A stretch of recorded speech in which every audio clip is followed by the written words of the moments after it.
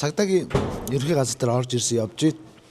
Тэгээ сар шинийн өдрүүдэд яг гэмт хэргийн одоо гаралт ямар байв? Бид нар ер нь баярал сурж ийн үгүй. Энэ талаар яг цагдаагийн албаагчаас мэдээлэл авах гэж байна. Одоо хүргье.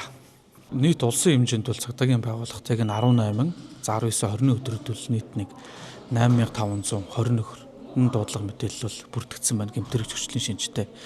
За өнөөдөр зүйл яг 213 гэмтэрэг байна. За зөрчлийн хувьд бол 1598 зөрчил бүрдэгдсэн гэсэн ийм тоо мэдээлэл бол байна. За өнгөрсөн оны бас шинэ 1-2, за 3 өдрөөтэй бас харьцуулаад үзэх юм бол за гэмтэрэг бол нэг 31 жир буюу за 8.6%-аар, за зөрчлийн хувьд бол бас 244 жир буюу нэг 13%-аар тус буурсан ийм үзүүлэлттэй бол байна.